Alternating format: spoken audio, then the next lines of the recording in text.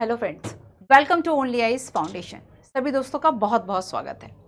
तो आज के सेशन में हम बात करने वाले हैं क्लास 9 तक का ज्योग्राफी आपका हो चुका है, क्लास 10 के ज्योग्राफी का चैप्टर नंबर 1 और इसमें हम बात करेंगे रिसोर्सेज एंड डेवलपमेंट की। ठीक है, देखो बेसिकली ये जो चैप्टर है, ये जो आपका सोशल साइंस का ये कंटेम्प्रेरी इंडिया पार्ट 2 है। ठीक है, और इसमें टोटल 7 चैप्टर्स हैं। ये सारे चैप्टर्स आप देखोगे कि जैसे कि फर्स्ट चैप्टर हम रिसोर्सेज की बात करेंगे कि जो रिसोर्सेज हैं आखिर वह क्या है, किस तरीके से इनका डेवलपमेंट हो सकता है, टाइप ऑफ रिसोर्सेज की बात करेंगे, है ना। इसमें स्पेशली हम देखेंगे कि जो रिसोर्सेज है वह आखिर उसका ओवर अगर यूटिलाइजेशन या फिर ओवर उसको जो यूज़ है उसका कर लिया जाता है, देन क्या क्या प्रॉब्लम्स होती है। वहाँ पे हम एक सस्टेनेबल डेवलपमेंट की बात भी करेंगे, वहाँ पे हम हार्ट समिट की भी बात करेंगे, इंडिया कैसे रिसोर्स प्लानिंग कर रहा है। ठीक है, ये सारी बातें हम देखेंगे। इसमें हम लैंड फॉर्म्स, सॉइल इरोजन, तो ये सारी चर्चा है। फिर देन नेक्स्ट आपका चैप्टर होगा चैप्टर नंबर 2, जिसमें कि हम फॉरेस्ट और वाइल्ड लाइफ रिसोर्सेज की बात करेंगे। थर्ड में हम वाटर रिसोर्सेज की बात करेंगे। 4 में हम एग्रीकल्चर की बात करेंगे। 5 में हम मिनरल्स एंड एनर्जी रिसोर्सेज की बात करेंगे। 6 में हम मैन्युफैक्चरिंग इंडस्ट्री की बात करेंगे और 7 में life line of national economy. Basically हम देखेंगे कि आपके जो 6 चैप्टर्स है वो इसमें ज़्यादा इंपॉर्टेंट है। तो यहाँ पर इन सभी की जो चर्चा है बेसिकली हम करेंगे। तो रिसोर्सेज, फॉरेस्ट्रीज, मतलब हम जिन चीज़ों को रिसोर्सेज कह रहे हैं उनका यूज़, उनके आखिर वह डिग्रेड क्यों हो रहे हैं, उनका कंजर्वेशन कैसे किया जाए। ठीक है, गवर्नमेंट इसके लिए क्या कर रही है, तो ये सारी चीजें हम बेसिकली इसमें पढ़ेंगे। सो चलिए हम स्टार्ट करते हैं चैप्टर नंबर 1, जिसमें कि हम फर्स्ट देखेंगे रिसोर्सेज एंड डेवलपमेंट। ठीक है, देखो फर्स्ट जो चैप्टर है ये आपको बताता है बेसिकली कि रिसोर्सेज जो है वह आखिर क्या है। हम संसाधन हम किसको कहेंगे, एक तरफ तो हम ह्यूमन रिसोर्स भी कह देते हैं, हम ह्यूमन रिसोर्स कहते हैं ना। ह्यूमन रिसोर्स पहले आप देखेंगे कि जो शिक्षा मंत्रालय, एजुकेशन मिनिस्ट्री, अभी जो न्यू एजुकेशन पॉलिसी से जिसका नाम चेंज कर दिया उसका ह्यूमन रिसोर्स डेवलपमेंट, तो यहाँ मानव संसाधन विकास मंत्रालय हुआ करता था।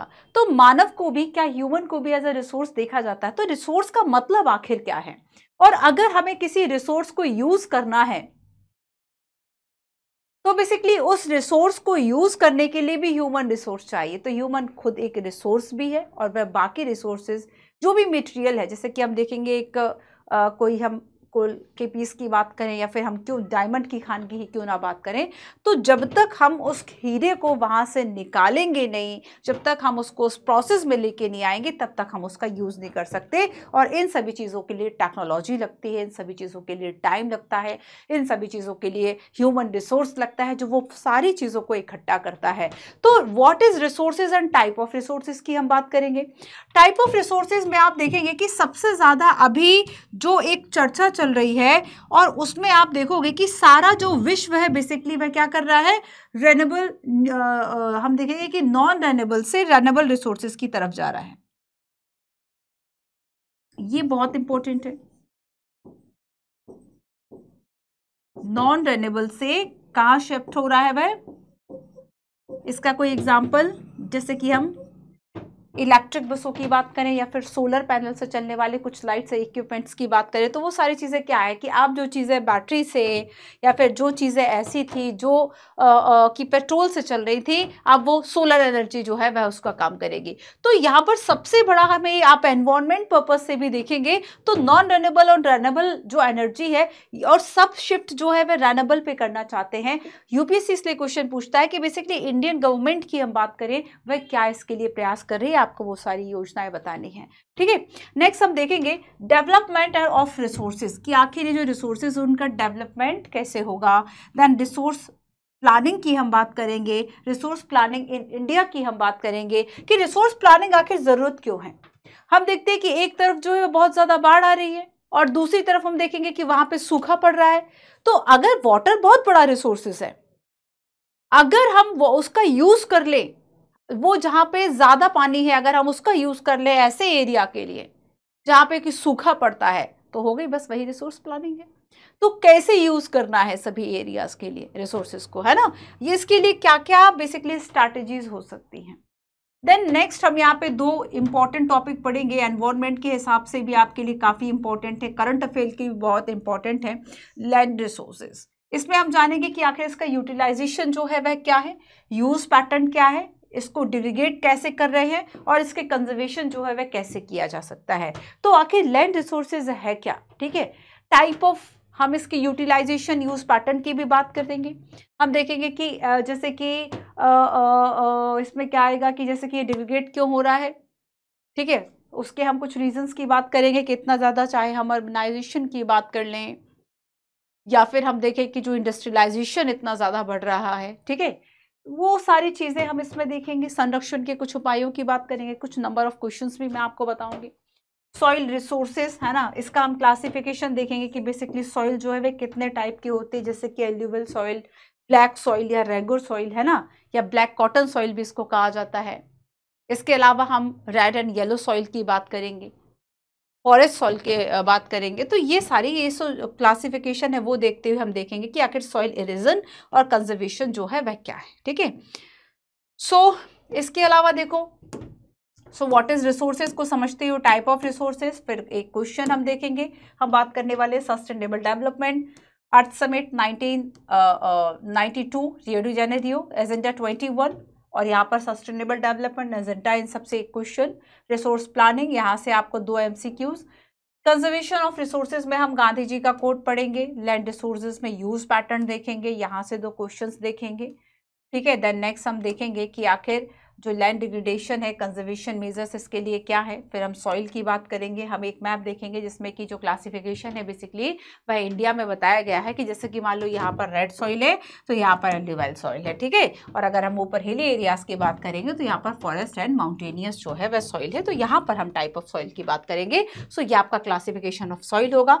फिर यहाँ से मैं कुछ MCQ पूछूंगी, ये UPSC का पूछा गया क्वेश्चन है, किस तरीके से UPSC प्रश्न पूछता है उस पर चर्चा करेंगे। सॉइल इरोजन कंजर्वेशन, फिर UPSC का क्वेश्चन है, यहाँ पे 3 क्वेश्चंस बेसिकली हम UPSC के आपसे इस सॉइल इरोजन को लेकर पूछेंगे। चलिए, तो ये था आज की क्लास में हम क्या क्या पढ़ने वाले हैं। सबसे first, what is resources. Resources का आखिर जो मतलब है वह क्या होगा। रिसोर्सेज का मतलब आखिर क्या होगा जब हम बात करेंगे संसाधनों की, अलग अलग तरीके के संसाधनों की, तो इसकी जो परिभाषा है बेसिकली आखिर वह हम क्या देंगे। तो देखो, सब कुछ कहा जाता है कि हमारे पर्यावरण में, एनवायरनमेंट में जो भी वस्तुएं उपलब्ध हैं, ठीक है, जो भी हमारी आवश्यकता को पूरा करने में समर्थ हैं, साथ ही जिसको बनाने के लिए एक प्रौद्योगिकी उपलब्ध हो। ऐसे तो कुछ लोग कह देते हैं कि ठीक है, महासागरों में इतना सारा पानी है, फिर भी हम कहते हैं कि वाटर स्ट्रेस है, हम उस पानी को यूज क्यों नहीं कर लेते। तो कहते तो है कि टेक्नोलॉजी, एक चैलेंज किया जाता है कि अगर साइंस इतना आगे बढ़ गया तो उस पानी को मीठा क्यों नहीं कर लेते। तो उसकी जो टेक्नोलॉजी है बेसिकली हम देखेंगे कि वह बहुत ज़्यादा एक टफ हम कहेंगे, या फिर जितना उसमें मान लीजिए अगर 1 लीटर पानी को भी ठीक करने का जो उसका कॉस्ट आता है वो बहुत ज़्यादा आता है, तो हम देखेंगे कि इकोनॉमिक तरीके से वह कॉस्ट बेसिकली बेनिफिट नहीं है। तो यहाँ पर देखा जाता है कि कोई भी रिसोर्सेज जो इस एनवायरनमेंट में मौजूद है प्राकृतिक रूप से, जो आपकी नीड को पूरा कर रहा है, लेकिन उसको यूज करने के लिए आपके पास टेक्नोलॉजी होना चाहिए। जैसे कि देखो, अगर हम हीरे की भी बात करें कि आपको पता भी चल जाए कि इस एक जगह पर है, या फिर पेट्रोलियम है, आपके पास कोई टेक्नोलॉजी नहीं है, आप क्या करोगे। जैसे कि लास्ट टू लास्ट ईयर की अगर मैं बात करूं तो जैसे गोदावरी बेसिन है या फिर इन सब जगह पर नेचुरल गैसेस के बहुत बड़े भंडार हैं, बट आखिर हम उसका यूज कैसे करें। तो टेक्नोलॉजी जो है वह बहुत ज़रूरी होती है रिसोर्सेज को यूटिलाइज करने के लिए, रिसोर्सेज को यूज करने के लिए। और इसमें एक जो फैक्टर देखा जाता है कि बेसिकली आर्थिक रूप से संभाव्य हो, इकोनॉमिक फीजिबल हो। वही बात है कि अगर 1 लीटर पानी को आप ठीक कर रहे हैं, उसकी कॉस्ट आ रही है 10 लीटर पर पानी के बराबर, देन आप अच्छा है कि आप दूसरा कोई सोर्स या फिर कोई दूसरा ऑप्शन जो है वह तलाशें। क्यों हमें महासागर या फिर जो का जल है वह हमें क्यों मीठा करना है आखिर, है ना। तो बेसिकली हम देखेंगे कि इकोनॉमिक जो है वह फीजिबल वह नहीं है। इसके अलावा हम देखेंगे कि रिसोर्सेज वह भी कहे जाते हैं, मतलब रिसोर्सेज होने की डेफिनेशन में एक शर्त ये भी शामिल है कि बेसिकली वह कल्चरली एक्सेप्टेबल हो, है ना, सांस्कृतिक रूप से भी उनको जो मान्यता है वह प्राप्त हो। तो इस तरह से 4-5 पॉइंट्स बेसिकली इसमें शामिल होंगे। तो सबसे फर्स्ट हम यही कहेंगे कि बेसिकली, और इसकी डेफिनेशन मैं आपको बताती हूं, एवरीथिंग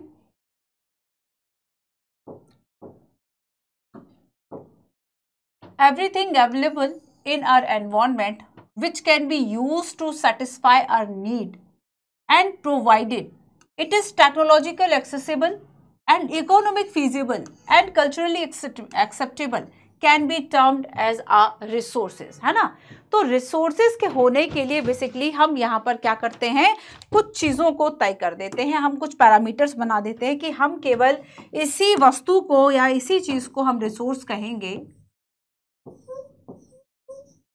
रिसोर्स या संसाधन, रिसोर्स या संसाधन, ये कुछ शर्तें पूरी करेगा, है ना, जैसे कि एनवायरनमेंट में अवेलेबल है, पर्यावरण में, प्रकृति में प्राकृतिक रूप से बेसिकली उपलब्ध है, एनवायरनमेंट में अवेलेबल है, और ये हमारी नीड्स को सेटिस्फाई करे। मतलब अगर ह्यूमन नीड जो है वह सेटिस्फाई नहीं हो रही तो हम इसको रिसोर्सेज ही नहीं कहेंगे, है ना।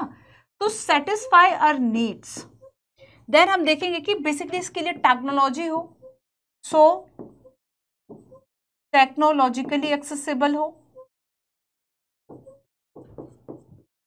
टेक्नोलॉजिकली जो है वह एक्सेसिबल हो, इकोनॉमिक फीजिबल हो,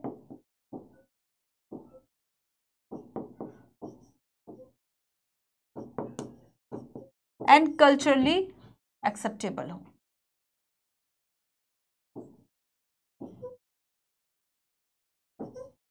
देखो मान लो इंडिया कुछ चीजों का उत्पाद जो है, जैसे कि हम देखेंगे कि सबसे ज्यादा अगर हम किसी चीज का आयात कर रहे हैं वो पेट्रोलियम है ना, कच्चा तेल है, अगर क्रूड ऑयल है, तो बेसिकली अगर हम उसको इंपोर्ट कर रहे हैं, दूसरे देशों से मंगा रहे हैं, क्या इंडिया में ये रिसोर्सेज है? नहीं।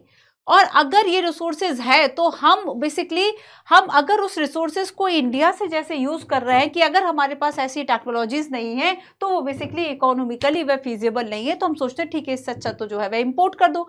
तो मान लो अगर किसी प्रोडक्ट को बनाने में जो है वह जो कॉस्ट है वो ज्यादा लग रही है, ठीक है, तब हम ऐसे में क्या ऑप्शन रखते हैं कि ठीक है, इससे अच्छा कि टेक्नोलॉजी अगर नहीं है, इकोनॉमिक रूप से फीजिबल नहीं, हम इस चीज को इंपोर्ट कर लेते हैं, है ना।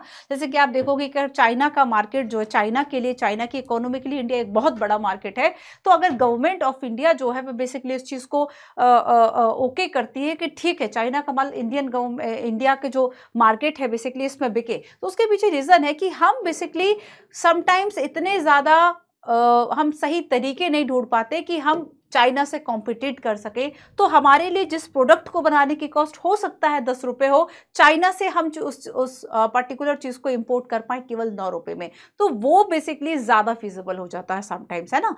तो यहाँ पर देखो रिसोर्सेज को ये भी देखा जाता है कि हम बेसिकली किसे रिसोर्सेज कहेंगे, तो उसके लिए 4-5 जो कंडीशन है बेसिकली होनी चाहिए, ठीक है, कि economic, environment, need, technology and acceptable culturally, ठीक है। सो जैसे कि हम देखेंगे कि पीस ऑफ कोल है, डायमंड और पेट्रोलियम है, ये तब तक रिसोर्सेज में नहीं बदल सकते जब तक कि ह्यूमन रिसोर्सेज इस पे काम नहीं करता। तो इस तरीके से हम बेसिकली देखेंगे कि रिसोर्सेज जो है बेसिकली वह क्या है, एक रिसोर्स हम उसी को कहते हैं जो कि एक ट्रांसफॉर्मेशन से गुजरता है। सो इस प्रोसेस ऑफ ट्रांसफॉर्मेशन के लिए,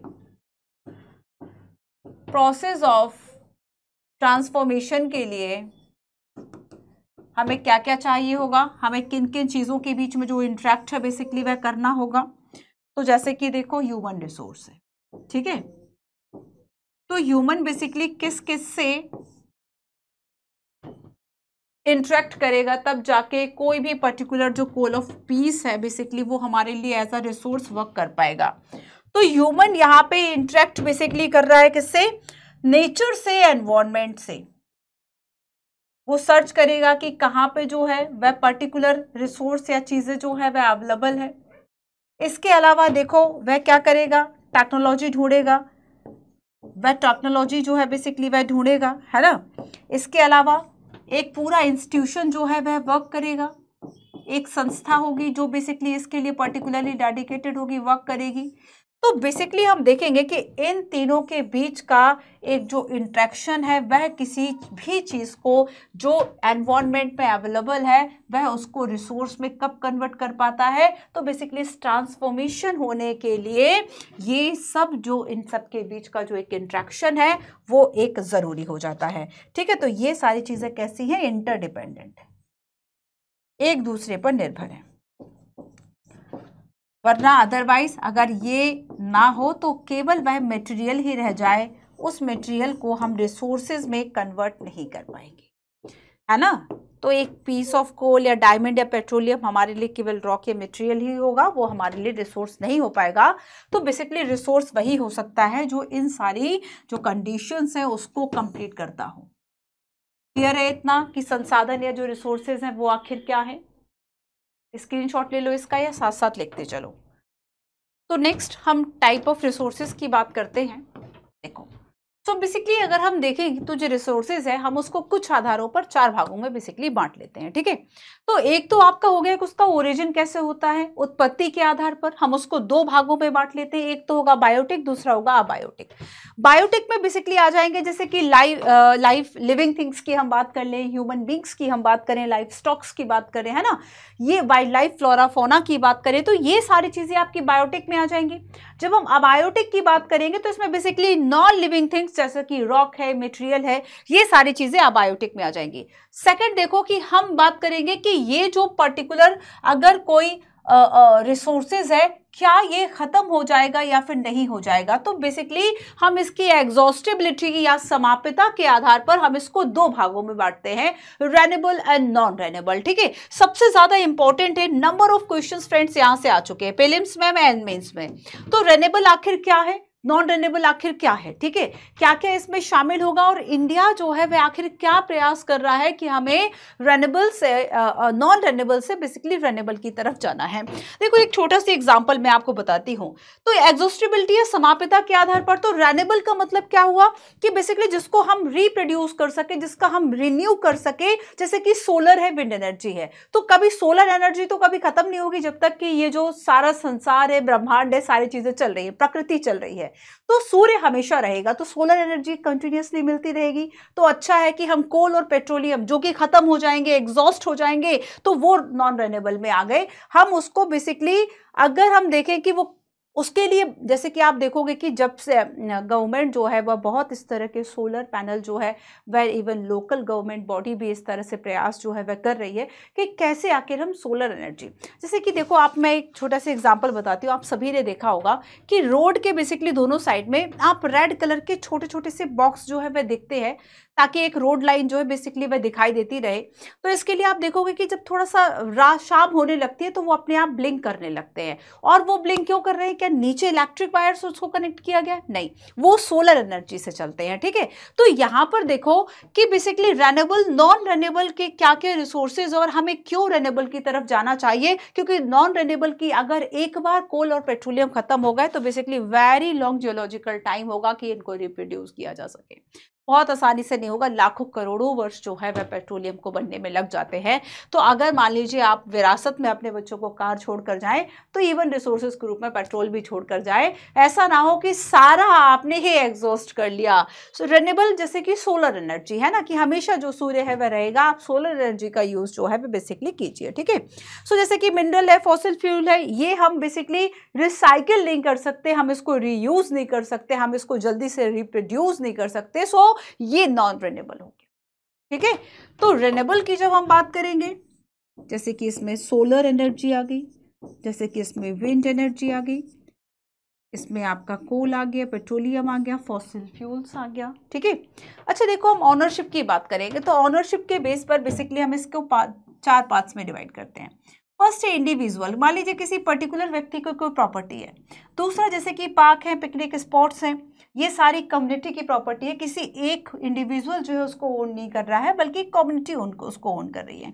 थर्ड हम देखेंगे एक नेशनल प्रॉपर्टी है और फोर्थ हम देखेंगे इंटरनेशनल प्रॉपर्टी है, ठीक है। तो यहाँ पर ये ऑनरशिप के बेस पर बेसिकली हम 4 रिसोर्सेज की बात करेंगे। देन नेक्स्ट हम देखेंगे स्टेटस ऑफ डेवलपमेंट क्या है, तो potential, developed, stock and reserve, है ना। इस तरीके से 4 भागों में हम इसको डिवाइड करते हैं। जैसे कि देखो पोटेंशियल की अगर हम बात करें कि किसी जगह पर जो है वह डेवलपमेंट के बेस पर अगर हम देखेंगे तो बेसिकली उसको यूटिलाइज नहीं किया गया है लेकिन उसमें पोटेंशियल है। जैसे कि हम स्पेशली हम वेस्टर्न पार्ट ऑफ इंडिया की अगर हम बात करें, राजस्थान और गुजरात, और यहाँ पे विंड एंड सोलर का जो है वह एनर्जी के लिए बेसिकली पोटेंशियल है बट यूज नहीं किया। तो यूपीएससी इस बात का क्वेश्चन यूपीएससी पूछ चुका है कि अगर हम सोलर एनर्जी की बात करें तो इंडिया में किस किस जगह पर बेसिकली जो हम देखेंगे तो यहाँ पे पॉसिबिलिटीज ज़्यादा हैं, ठीक है, वहाँ पे पोटेंशियल ज़्यादा है बट यूज़ नहीं हुआ है, ऐसा क्यों? तो यहाँ पर ये कुछ जैसे डेवलप्ड है ना, स्टॉक है। समटाइम्स क्या है कि आपके स्टॉक मटेरियल की अगर हम बात करेंगे कि अगर आप स्टॉक रिसोर्सेज, हम उन रिसोर्सेज को कहेंगे कि अवेलेबल है आपके पास स्टॉक, लेकिन आपके पास एप्रोप्रिएट टेक्नोलॉजी जो नहीं है उसको, वो नहीं है, एप्रोप्रिएट टेक्नोलॉजी नहीं है कि आप उसको एक्सेस कर पाए, ठीक है। तो ये सारी चीज़ें इसमें आएंगी। चलिए एक क्वेश्चन देखो जरा।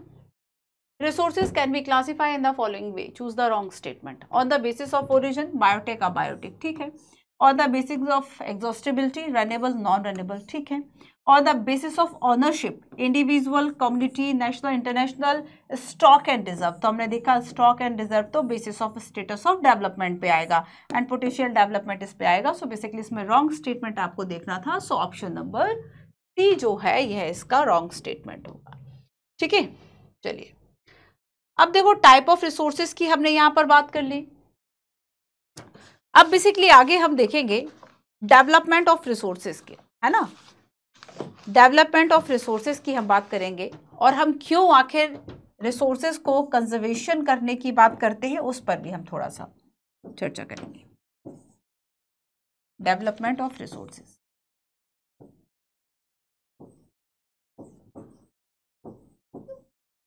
Development of resource.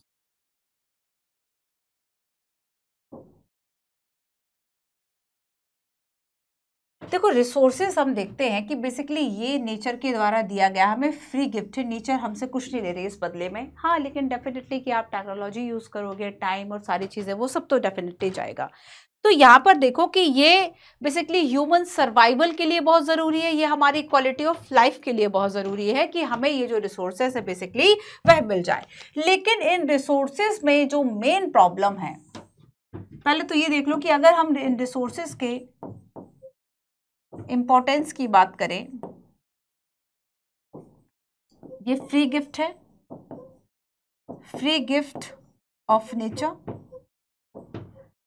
And human survival and quality of life के लिए जरूरी है ना, ह्यूमन सर्वाइवल के लिए जरूरी है, नहीं है, बिल्कुल जरूरी है।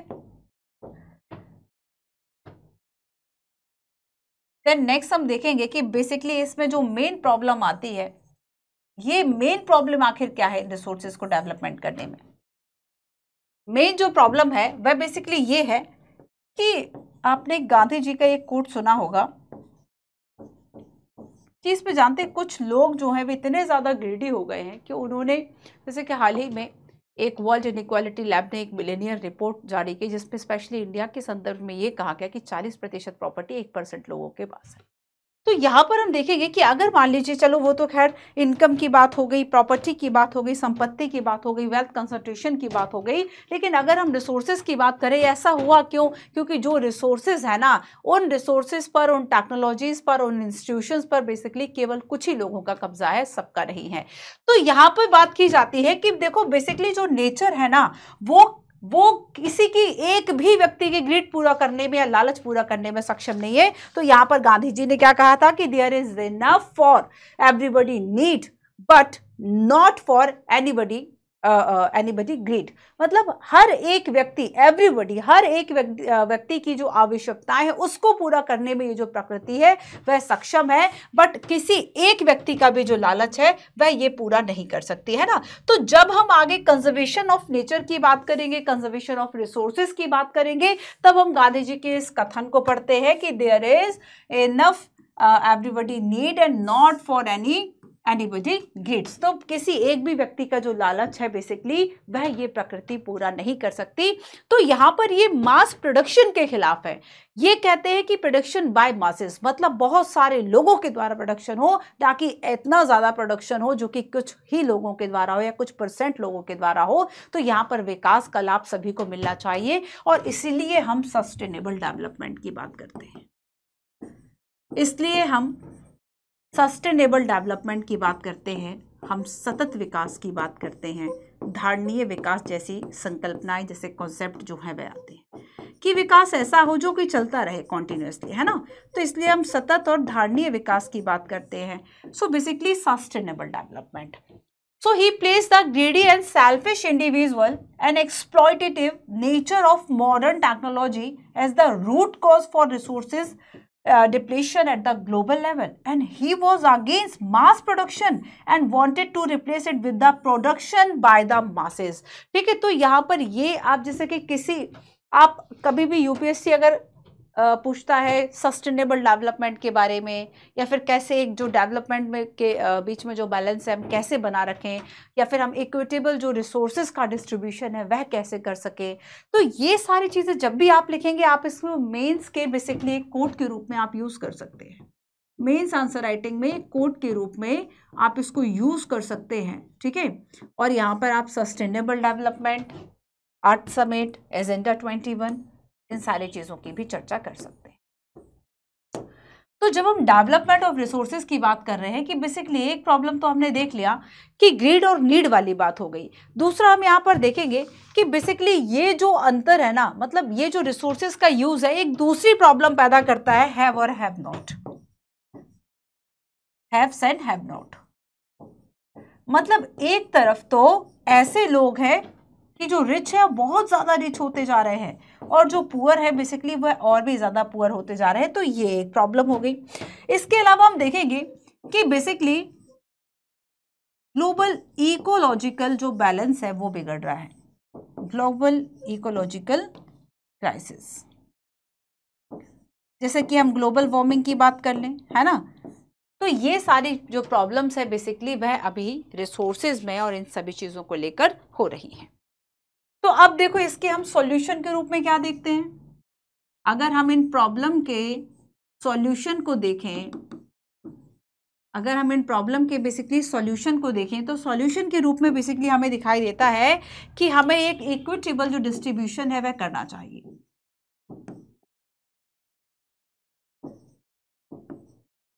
इक्विटेबल डिस्ट्रीब्यूट, जैसे कि आप देखेंगे कि जो सुपर रिच लोग हैं उनके लिए जो गवर्नमेंट है वह सुपर टैक्स लगाती है, कि अगर मान लीजिए उनकी कई हजारों की प्रॉपर्टी है या वेल्थ है या नेटवर्थ है, तो उस पर सरकार 2% या 1% जो भी सुपर टैक्स लगा रही है, तो वो बेसिकली क्या कर रही है उन पैसों का, कि गरीबों के लिए आप देखेंगे कि फ्री चाहे हेल्थ सर्विस हो चाहे एजुकेशन हो सारी चीज़ें दे रही है। तो एक इक्विटेबल जो डिस्ट्रीब्यूशन है बेसिकली ये होना चाहिए, और ये quality of life and global piece के लिए बहुत ज़रूरी है। Quality of life and global piece. आप देखेंगे कि ज़्यादा जो अपराध और चीज़ें बढ़ती हैं वो महानगरों में बढ़ती हैं। उसके पीछे रीज़न क्या होता है, कि आप देखेंगे कि जो इस तरह के आपके मेट्रो सिटीज़ हैं उसमें एक तबका ऐसा है जो कि बहुत अभाव के साथ जी रहा है। ज़्यादातर आप देखेंगे कि चाहे आप उस लेवल के लोगों की बात करें जो लोगों को सर्विसेज दे रहे हैं, चाहे आप क्लीनिंग वाले देखेंगे, साफ सफाई करने वाले देखेंगे, ड्राइवर वर्ग देखेंगे, या फिर कई ऐसे वर्ग हैं बेसिकली वो क्या कर रहे हैं कि वो अपनी आजीविका, लेकिन वो देख तो उस लग्जोरियस लाइफ को रहे हैं, तो कहीं ना कहीं उनके मन में उन रिसोर्सेज को, उन चीज़ों को पाने की जो इच्छा है वह ज़्यादा हो जाती है। एक व्यक्ति जो गाँव में रह रहा है उसको मतलब नहीं है इस दुनियादारी से, लेकिन जिस व्यक्ति ने लग्जोरियस लाइफ और ये सारी चीज़ें देख ली उसको थोड़ा सा एक लालच जो है मन में आ जाता है।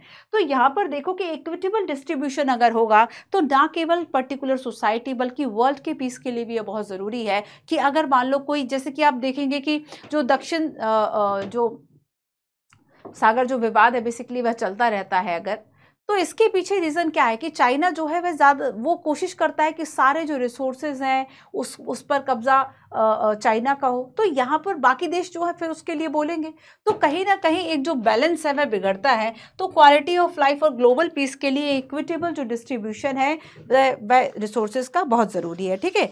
तो यहाँ पर हम एक कॉन्सेप्ट देखते हैं, sustainable development. Sustainable development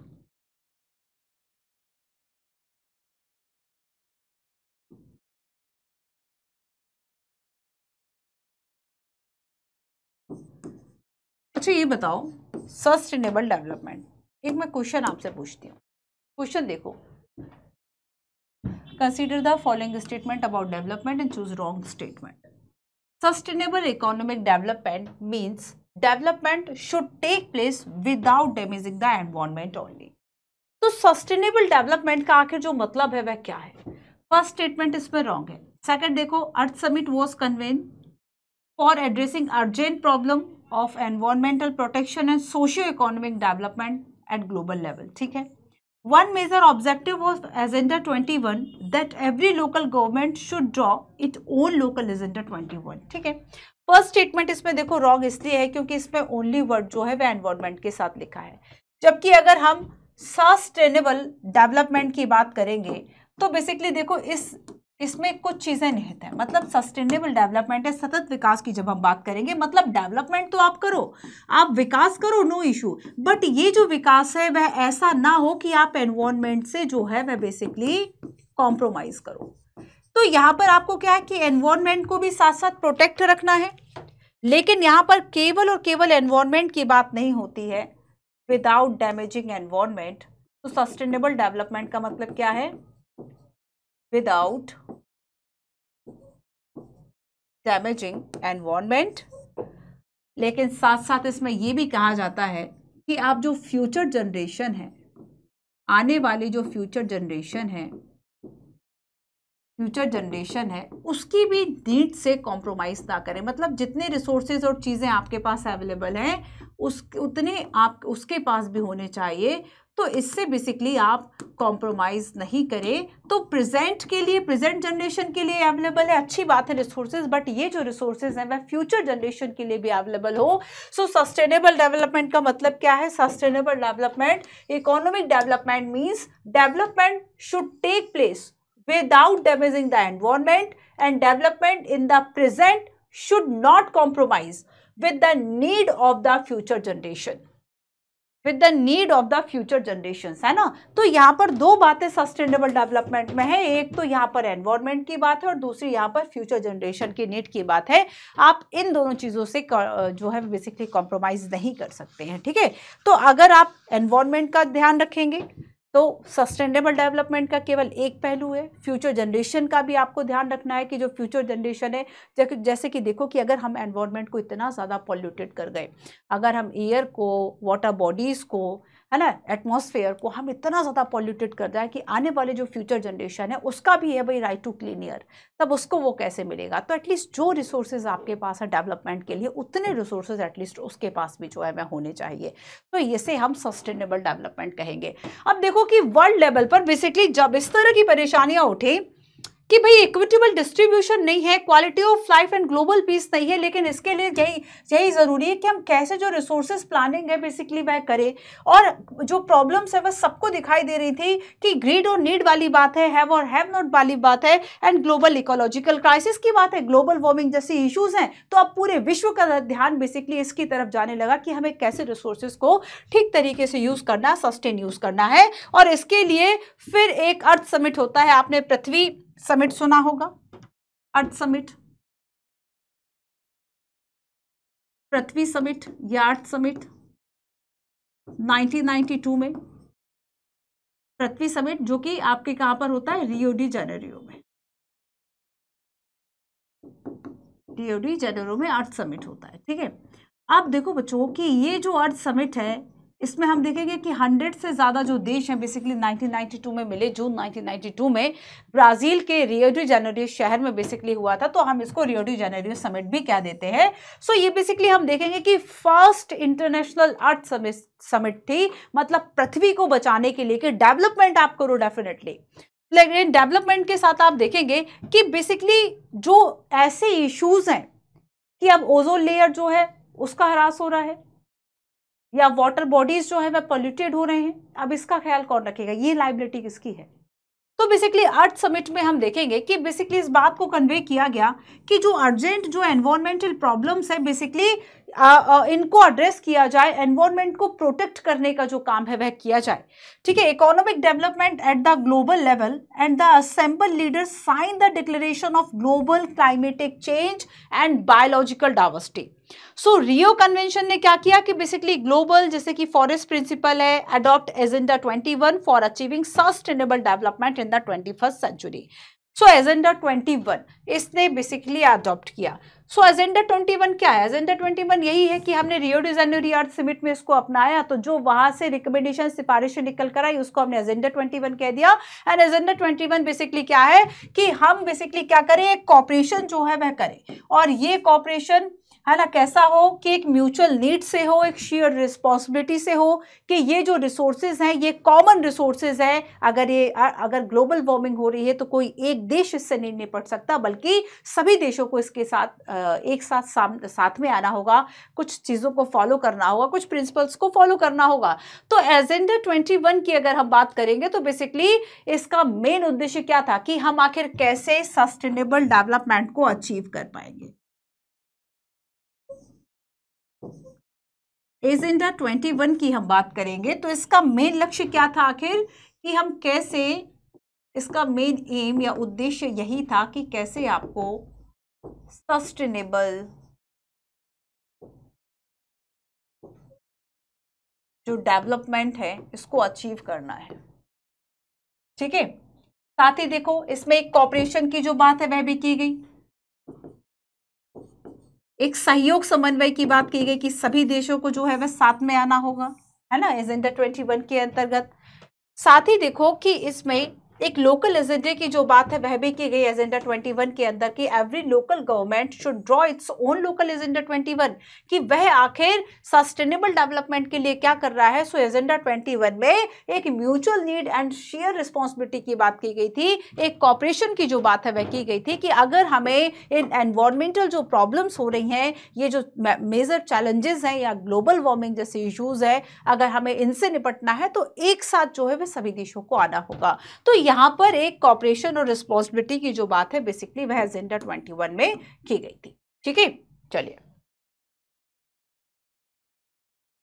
so development, type of resources, है ना, एंड व्हाट इज रिसोर्सेज, ये सारी बातें हमारी होगी। अब आगे हम चलते हैं रिसोर्स प्लानिंग पर, कि आखिर जो रिसोर्स प्लानिंग है वह जरूरी क्यों है, रिसोर्स प्लानिंग का मतलब क्या है, ये जरूरी क्यों है ना। रिसोर्स प्लानिंग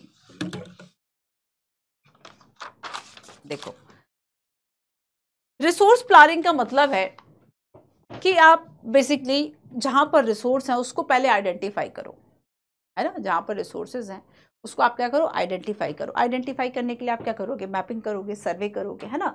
जैसे कि मान लीजिए न्यूज़ आती है कि जो गोदावरी बेसिन है वहाँ पे नेचुरल जो गैसेज हैं वो मिलने की उम्मीद है।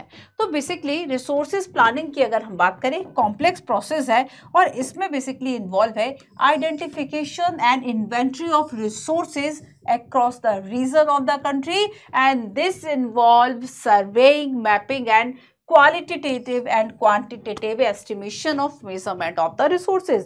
तो यहाँ पर जो भी पर्टिकुलर रिसोर्सेज मिल रहा है बेसिकली उसकी क्वालिटी क्या है, उसकी क्वांटिटी क्या है, इन दोनों चीज़ों को मेजर किया जाता है। कि मान लो हमें वो जो रिसोर्स अगर वहाँ पे अवेलेबल भी है तो उसकी क्वालिटी अच्छी नहीं है, हम उस रिसोर्स को यूज़ नहीं कर सकते, है ना। मान लीजिए उसकी क्वालिटी अच्छी नहीं, उसकी वैल्यू उतनी नहीं है, लेकिन हमारा जो उस पर बेसिकली इनपुट जाएगा, हमारी जो उस पर हम देखेंगे कि जो टेक्नोलॉजी है, जो कैपिटल है, जो सारी चीजें उस पर इन्वेस्ट होंगी, उसका बेसिकली कंपैरेटिवली आप देखें कॉस्ट बेनिफिट नहीं है। तो क्वालिटी, क्वांटिटी, इन सभी चीजों को मेजर करना।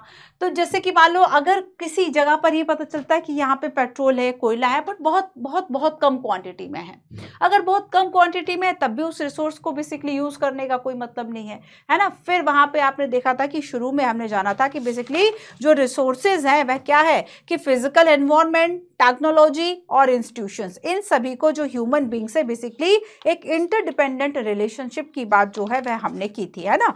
तो फिर इसका कोई मतलब ही नहीं है कि अगर क्वालिटी कम है या फिर क्वांटिटी कम है, सो बेसिकली इसी को हमें सबसे फर्स्ट क्या करना है, आइडेंटिफिकेशन करना है, हमें पहचानना है ऐसी जगहों को जहां पर की जो रिसोर्सेज है वह अवेलेबल है, हमें उसकी सर्वे, हमें उसकी जो मैपिंग है वह करानी है। ठीक है, अब देखो सेकंड हम देखेंगे कि बेसिकली आपने करवा तो लिया, ठीक है, मैपिंग करा ली, प्लानिंग करा ली, सारी चीजें हो गई, लेकिन अब हमारे पास जो टेक्नोलॉजी है, जो स्किल है बेसिकली वह नहीं है। अब हम अगर 7G की बात करें, ठीक है, या फिर हम आगे हम देखेंगे कि 5G की बात करें, वैसे तो 5G चल रहा है, लेकिन हमने जाना कि भाई अमेरिका जो है, अमेरिका टेक्नोलॉजी में बहुत आगे है, केवल इंडिया नहीं, सभी देशों से बहुत आगे। जब वहाँ 7G रिटायर होता है, हमारे यहाँ 5G इंट्रोड्यूस होता है। तो यहाँ पर देखो कि बेसिकली हमने सबसे पहले आइडेंटिफिकेशन कर लिया, बट अब अगर पता भी चल गया कि इस पर्टिकुलर जगह पर रिसोर्सेज अवेलेबल है, तो आपके पास क्या टेक्नोलॉजी है? अगर टेक्नोलॉजी है तो क्या ऐसे इंस्टीट्यूशंस है, क्या इतने लोग आपके साथ आ चुके हैं कि वो बेसिकली स्किल्ड है उस वर्क को करने के लिए, उस मटेरियल को रिसोर्स बनाने के लिए? तो रिसोर्स प्लानिंग में बेसिकली ये सारी जो बातें हैं वह की जाती हैं और मैचिंग किया जाता है resource development plan with overall national development plan के साथ, है ना। तो यहाँ पर ये 3 बातें basically resource planning in India के लिए काफी जरूरी है। सो सबसे फर्स्ट हमने देखा आइडेंटिफिकेशन, सर्वेइंग, मैपिंग, टेक्नोलॉजी, है ना। अच्छा देखो, इसके अलावा एक और मेन इशू है कि हमें आखिर जरूरत क्यों है रिसोर्स प्लानिंग की। अगर हम बात करें तो हमें आखिर रिसोर्स प्लानिंग की जो जरूरत है वह क्यों है?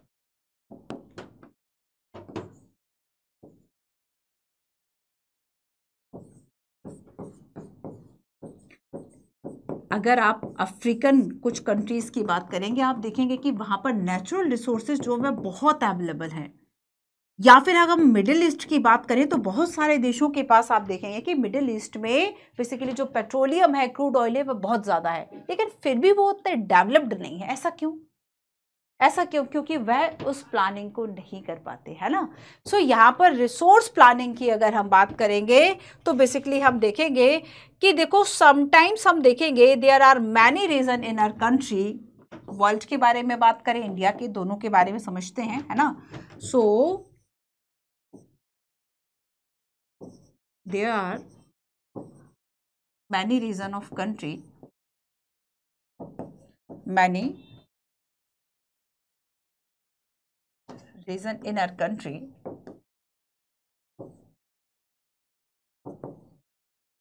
बेसिकली देखो, ये जो कंट्री है ये रिच है, यह प्लेस है वह रिच है रिसोर्सेज में, लेकिन फिर भी ये अंडर डेवलप्ड है या फिर इकोनॉमिकली, जैसे कि हम उड़ीसा, झारखंड या फिर कई इस तरह के छत्तीसगढ़ की बात करें तो ये रिसोर्सेज में तो बड़े ही रिच स्टेट है, लेकिन इनका उतना ज़्यादा डेवलपमेंट जो है वह नहीं हो पाया। ये इकोनॉमिक रूप से ये बैकवर्ड ही रहे, आर्थिक रूप से आज भी पिछड़े राज्यों में क्या इनकी गिनती की जाती है। तो ऐसा क्यों है? तो इसके लिए कहीं ना कहीं रिसोर्स प्लानिंग जो है वह बहुत ज़रूरी है। ठीक है, जैसे कि झारखंड है, छत्तीसगढ़ है, एमपी है, तो ये कुछ ऐसे स्टेट्स हैं जिसके पास मिनरल रिसोर्सेज, काफ़ी सारी जो चीज़ें हैं, नेचुरल रिसोर्सेज हैं, वह अवेलेबल है, बट इसका जो यूज़ है वह उस तरीके से नहीं कर पाते। देन नेक्स्ट हम देखेंगे कि देखो, जैसे कि Jharkhand, Chhattisgarh and MP, resource होने के अलावा यहां पर lack of infrastructural development, lack of infra. ठीक है,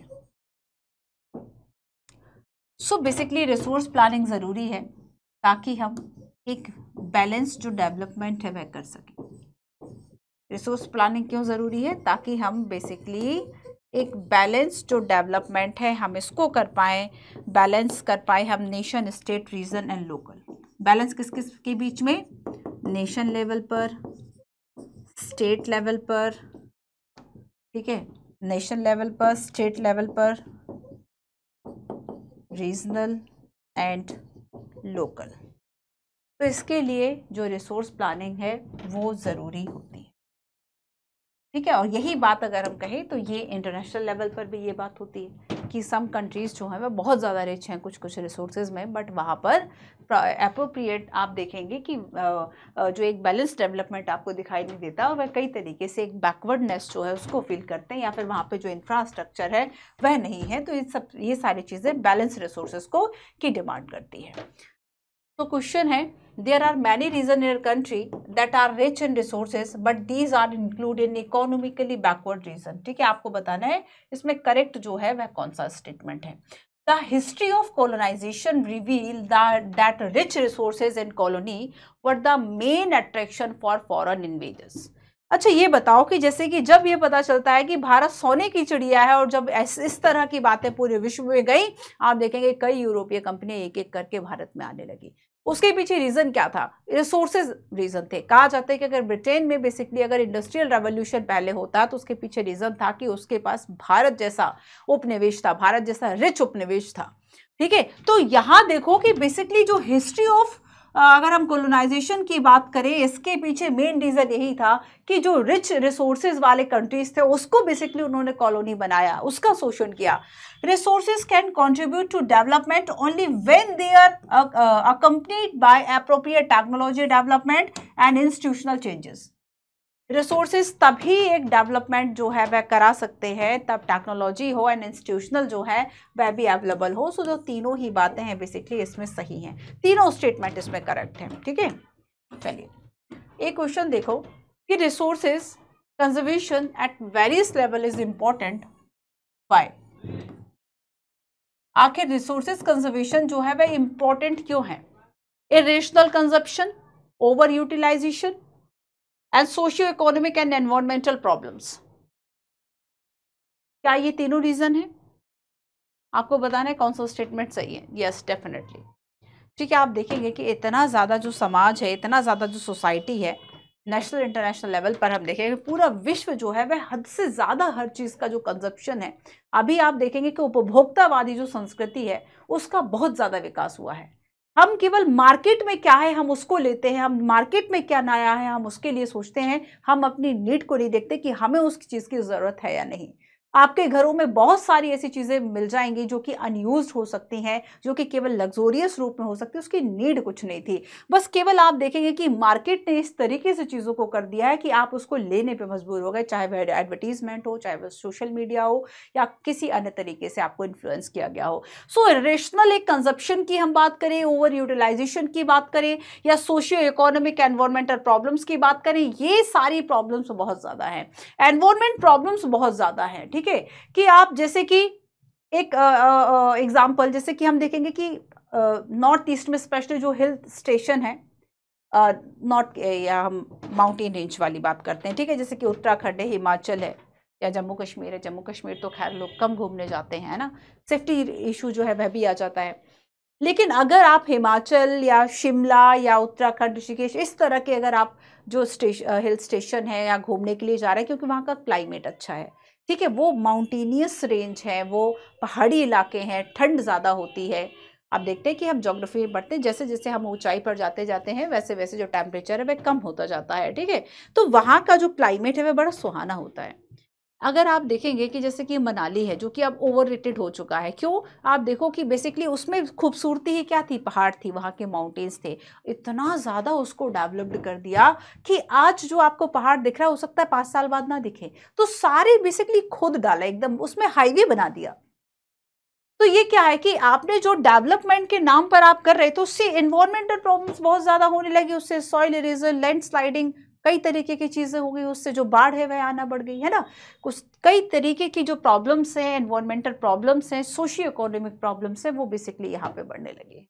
अब सोशियो इकोनॉमिक कैसे बढ़ सकती है इससे? जैसे कि आप देखोगे इस तरह के जो टूरिस्ट प्लेस हैं वहाँ पर बड़ी बड़ी कंपनियां जाके इन्वेस्ट कर रही हैं, गवर्नमेंट उसको जो है बेसिकली अगर प्रमोट कर रही है या फिर उसको साथ दे रही है, तब ऐसे में वहाँ के जो लोकल लोग हैं आप देखेंगे कि उनको फ़ायदा नहीं मिल रहा है ना, ये फ़ायदा किसी और को मिल रहा है। तो यहाँ पर कई तरीके के सोशियो इकोनॉमिक एक आप देखेंगे कि डिस्पैरिटीज़ जो है वह भी पैदा होती है। सो इसके लिए ज़रूरी होता है कि बेसिकली रिसोर्सेज जो है इसका एक जो गवर्नमेंट है वह प्रॉपर तरीके से बैलेंस कर सके। सो कंजर्वेशन ऑफ रिसोर्सेज में आपने क्या देखा कि गांधी जी जो है वह क्या कह रहे हैं कि enough for everybody need and not for anybody needs. किसी एक भी व्यक्ति के लालच को पूरा करने में ये जो प्रकृति है वह सक्षम नहीं है। हाँ, आवश्यकताएं सबकी पूरी हो जाएंगी। तो यहाँ पर बेसिकली एक सस्टेनेबल डेवलपमेंट की जो बात है वह करते हैं। ये बेसिकली खिलाफ किसके थे? मास प्रोडक्शन के। ये चाहते थे कि मास प्रोडक्शन जो है उसको रिप्लेस किया जाए with the production by the masses. ठीक है, अब एक क्वेश्चन और देखो। अच्छा, ये तो आपका हो गया, क्वेश्चन देखो। अच्छा, सो अब हम दो रिसोर्सेज की पहले बात करते हैं, फिर हम आगे चलेंगे। ठीक है, दो रिसोर्सेज, एक लैंड रिसोर्सेज और दूसरा आपका सॉइल रिसोर्सेज। ठीक है, तो बेसिकली जो लैंड रिसोर्सेज है वह आखिर क्या है और इसका यूटिलाइजेशन, है ना, कंजर्वेशन, डिग्रेडेशन, ये सारी जो चीज़ें हैं वह क्या है। अब देखो ये आपके मेंस के लिए बड़ा इंपॉर्टेंट है। अगर मान लो मेंस में क्वेश्चन आ जाए लैंड रिसोर्सेज का कि अभी आप देखेंगे कि क्या प्रॉब्लम्स हैं, लैंड डिग्रेडेट क्यों हो रहा है, क्या उसके पीछे रीज़न है और गवर्नमेंट इसके लिए क्या कर रही है। ठीक है, बस यही चीज़ें इंपॉर्टेंट होती है। तो जैसे कि अच्छा, बेसिकली लैंड क्या है, तो जिस पर हम रह रहे हैं, है ना, काफ़ी इम्पोर्टेंट है। अगर हम इकोनॉमिक एक्टिविटी है तो वो हवा में नहीं कर सकते, उसके लिए हमें ज़मीन चाहिए। So basically so we live on land and we perform our economic activity on land and we use it in different way, है ना। जैसे कि हम देखेंगे कि नेचुरल रिसोर्सेज के लिए क्या चाहिए, आपको भूमि चाहिए जिसमें कि नेचुरल रिसोर्सेज हैं। जैसे कि आप देखोगे नेचुरल वेजिटेशन है, वाइल्ड लाइफ है, ह्यूमन लाइफ है, इकोनॉमिक एक्टिविटीज है, ट्रांसपोर्ट है, कम्युनिकेशन सिस्टम है, ये इन सभी चीजों के लिए आपको किसकी जरूरत है, भूमि की जरूरत है, लैंड की जरूरत है। तब ऐसे में देखो कि हम बेसिकली अगर ये देखें कि इसको इंडिया में बेसिकली डाइवर्सिटी केवल पॉपुलेशन वाइज नहीं है, रिलीफ वाइज भी है ना। तो देखो जैसे कि हम इंडिया की अगर बात करें तो 43% हमारे पास प्लेन है या मैदान है, और 43% जो मैदान है प्लेन, इसमें सबसे ज्यादा जो है वह एग्रीकल्चर हो रहा है। ठीक है, और यहाँ पर आप देखेंगे कि जो बेसिकली डेवलपमेंट का काम है वो प्लेन में ज्यादा होता है। अगर हम माउंटेन्स की बात करें तो लगभग 30% जो एरिया है टोटल लैंड का वह कैसा, माउंटेन्स है। और माउंटेन्स हमारे लिए क्यों जरूरी है, आप देखेंगे कि आपकी इंपॉर्टेंट पेरेनियल जो रिवर्स है, मतलब जिसमें पूरे वर्ष पर जो नदियां बहती हैं, स्पेशली हम इसमें 3 रिवर्स ब्रह्मपुत्र, गंगा और इंडस जो पूरा रिवर सिस्टम है उसकी बात करते हैं, तो 30% जो है वह बेसिकली आपका कौन सा एरिया है, माउंटेन, है ना। एंड 20% की बात करेंगे तो ये प्लेट्यू है, जैसे कि आप पेनिनसुला प्लेट्यू, पठार, जिसमें कि काफ़ी सारे मिनरल्स जो चीज़ें हैं वह पाई जाती हैं। तो ये बेसिकली इंडिया का अगर हम देखें तो यहाँ पर आपको एक जो वैरायटी ऑफ रिलीफ फीचर है वह बेसिकली दिखाई देते हैं, है ना। वैरायटी ऑफ रिलीफ फीचर्स जो हैं बेसिकली इसमें दिखाई देते हैं। अब देखो एक और बात कि आखिर ये तो वैरायटी ऑफ रिलीफ फीचर्स की बात हो गई, हम इस लैंड का यूज हम कैसे कर रहे हैं, आखिर इस लैंड का यूज आखिर हम कैसे कर रहे हैं, और ये जो पैटर्न है वह बदल कैसे गया। जैसे कि हम देखेंगे कि अगर इंडिया में एग्रीकल्चर अगर ज़्यादा हो रहा है तब इस लैंड का यूज़ ज़्यादा क्यों किया जा रहा है, एग्रीकल्चर जो एग्रीरियन जो भी एक्टिविटीज़ है उसमें किया जा रहा। अब लेकिन लैंड यूज़ कैसे चेंज हो गया कि हमने क्या किया कि बिल्डिंग इतनी ज़्यादा बना ली, हमने कंक्रीट के जंगल बना दिए। आप देखेंगे कि जो मेट्रो सिटीज़ है इसमें मेन प्रॉब्लम क्यों होती है, फिर अगर हम अर्बन फ्लड की बात करें, शहरी बाढ़ की बात करें, वो ज़्यादा क्यों आती है, क्योंकि आपने कहीं भूमि नहीं छोड़ी कि जो पानी अगर गिर रहा है वर्षा का वह भूमि में अंदर चला जाए। तो ऐसे में क्या है कि वो पानी बेसिकली जल्दी ही सड़कों पर जमा हो जाता है, आपको एक बाढ़ जैसा माहौल देखने को मिल जाता है। तो यहाँ पर देखो कि बेसिकली अगर हम 1960 से 61 की अगर हम बात करेंगे तो देखो कि जो एरिया जो कि नॉन एग्रीकल्चर यूज में था ये एरिया है, ठीक है, नॉन एग्रीकल्चर यूज का एरिया है। आगे अगर हम देखेंगे कि जो 14 और 15 का जो पैटर्न है वो चेंज हो जाता है, उसमें लगभग 45.5% जो एरिया है वह ऐसा है जो कि आपका नेट शो एरिया है। ठीक है, साथ ही हम देखेंगे कि ऐसा एरिया जो कि कल्चरेबल आपका वेस्टलैंड है या फिर आपका करंट फेलो है। तो ये सारे कुछ आप एरियाज़ का देख लेंगे कि कैसे जो लैंड यूज़ है वह अब चेंज हो रहा है, कि पहले हम कृषि कार्य जो है वह ज़्यादा कर रहे थे, एग्रीकल्चर एक्टिविटीज़ जो है वह ज़्यादा कर रहे थे, उसके पास हमारे लिए काफ़ी पर्याप्त ज़मीन थी। लेकिन जैसे जैसे मान लो अगर भूमि खराब हो गई, जैसे आखिर ये प्रॉब्लम हम लैंड डिग्रेडेट और कंजर्वेशन जो है वह क्यों बढ़ते हैं, क्योंकि लैंड रिसोर्सेज बहुत इंपॉर्टेंट हैं ह्यूमन लाइफ के लिए, वाइल्ड लाइफ के लिए, फॉर मतलब हमारे एग्जिस्टेंस, हमारे अस्तित्व के लिए ही बहुत ज़रूरी है। और ऐसे में अगर लैंड डिग्रेडेट होता है, ठीक है, अगर भूमि जो है वह ख़राब होती है, अब जैसे आप सोचेंगे भूमि कैसे ख़राब हो रही है, अब उसका कोई यूज़ नहीं है, जैसे कि बहुत दलदली भूमि है, बस स्वैम्पी लैंड है, या फिर आप देखोगे सुंदरवन वाली मूवी, सुंदरवन वाली आपका मैंग्रोव है, या फिर वहाँ पर जो भूमि है, आखिर आप उसका यूज़ कैसे करेंगे। खैर वो तो आपने नेचर के लिए छोड़ दिया, ठीक है, लेकिन आप देखेंगे कि जैसे कि आपने चंबल की जो रिवाइन घाटियाँ है वह सुनी होंगी, चंबल के महाखड्ड आपने सुने होंगे, तो आप उसका यूज़ कैसे करोगे। क्या आप कृषि कार्य में उसका यूज़ कर सकते हैं, क्या आप वहाँ पे बिल्डिंग बना सकते हैं, नहीं बना सकते। तो कई ऐसे तरीके हैं जिससे जो भूमि है, जैसे कि आप जहाँ पे माइनिंग हो रही है, खनन का काम हो रहा है, वहाँ पर आप कैसे यूज़ करोगे भूमि को, वहाँ पे तो लैंड डिग्रेडेशन बहुत बढ़ रहा है, लैंड स्लाइडिंग बहुत बढ़ रहा है, एनवायरमेंट पोल्यूशन बढ़ रहा है।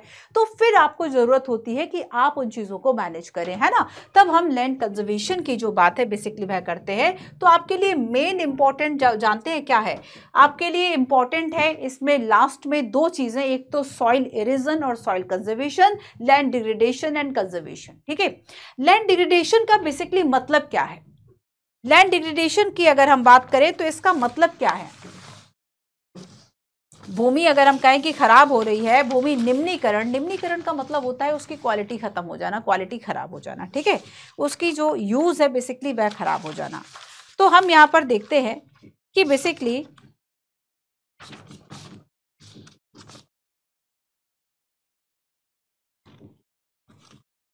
इसके कई यूज मतलब कई कारण हो सकते हैं। एक तो ह्यूमन एक्टिविटी है और साथ में हम कुछ नेचुरल एक्टिविटीज की भी बात करते हैं, कुछ नेचुरल रीजंस की भी बात करते हैं जिससे लैंड डिग्रेडेशन होता है। ठीक है, जैसे कि आप देखेंगे कि जो माउंटेनियस एरिया है उसमें लैंडस्लाइडिंग हो जाना है ना। तो यहाँ पर देखो कि अगर हम लैंड डिग्रेड की बात करें या ये खराब हो रही है अगर भूमि, तो उसका सबसे बड़ा रीजन क्या है? Human activities. और ये जो ह्यूमन एक्टिविटीज है बेसिकली ये लीड करती हैं, ये और भी ज्यादा जो फिजिकल और आप देखेंगे कि जो बेसिकली नेचुरल तरीके से लैंड डिग्रेड होता है उसको भी ज्यादा लीड कर रही है, उसको बढ़ा रही हैं ह्यूमन एक्टिविटीज। जैसे कि माउंटेनियस जो एरियाज है उसमें ज्यादा से ज्यादा सड़कें या हाईवेज जब बन रहे हैं तो वहां से आप देखेंगे लैंडस्लाइडिंग जो है वह बेसिकली बढ़ने लगती है ना। अब आप उस जगह का क्या करेंगे? तो ना तो अब वह बहुत खूबसूरत जगह रही कि अब वहां पे टूरिस्ट जा रहे हैं तब उसका यूज है, अब वो जगह कैसी हो गई? खराब हो गई। तो यहाँ पर बेसिकली ह्यूमन एक्टिविटीज जो है, जैसे कि आप देखोगे डिफॉरेस्टेशन है ना, वनों का काटा जाना, इससे जमीन खराब हो रही है। ओवर ग्रेजिंग की आप बात करेंगे कि चराई के लिए जो बेसिकली है वो जगहों का ज्यादा यूज किया रहा है जिससे वो बंजर होती जा रही है, जिससे वो खराब होती जा रही है। अब माइनिंग की बात करेंगे तो आप देखेंगे कि जैसे कि हम गुजरात, झारखंड, उड़ीसा और छत्तीसगढ़ की बात करें तो यहाँ पर जो माइनिंग का काम हो रहा है इससे बेसिकली क्या किया जा रहा है कि जो माइन से जो खाने हैं उनको खुला छोड़ दिया जा रहा है और अब वो जो है वह एनवायरमेंट, पोल्यूशन और कई चीजों के लिए जिम्मेदार हो गए। तो यहाँ पर ये ह्यूमन एक्टिविटीज क्या कर रहे हैं? लैंड को डिग्रेडेट कर रहे हैं। ठीक है, अब देखो अगर मैं कंजर्वेशन की बात करूं तो कंजर्वेशन वही है कि अगर आप माइनिंग कर रहे हैं तो उसमें भी आप कंट्रोल माइनिंग करें, उसमें भी गवर्नमेंट जो है वह कुछ रूल्स ऐसे बना ले जिसको फॉलो किया जा सके। अब देखो जैसे कि हम गुजरात, राजस्थान और एमपी की बात करेंगे तो गुजरात, राजस्थान और एमपी में अगर लैंड डिग्रेडेशन हो रहा है तो बेसिकली इसके पीछे का जो रीजन है वह क्या है? अगर हम ये देखेंगे, अच्छा देखो ह्यूमन एक्टिविटीज जैसे कि हमने देख लिया, जैसे कि डिफॉरेस्टेशन है सबसे बड़ा रीजन है कि जो लैंड है वह डिग्रेडेट हो रहा है ना, उसकी फर्टिलिटी जो है वह खत्म हो रही है, लैंडस्लाइड जो है वह काफी ज्यादा बढ़ रहा है, एनवायरमेंट पोल्यूशन ज्यादा बढ़ रहा है, ग्लोबल वार्मिंग ज्यादा बढ़ रही है। अगर मैं आपसे कहूं कि इसको आप अपोजिट कर दो कि अब कंजर्वेशन में आपको पढ़ना है तो आप क्या कहोगे कि ज्यादा से ज्यादा जो ग्रीन कवर एरिया है उसको बढ़ाने की कोशिश की जाए।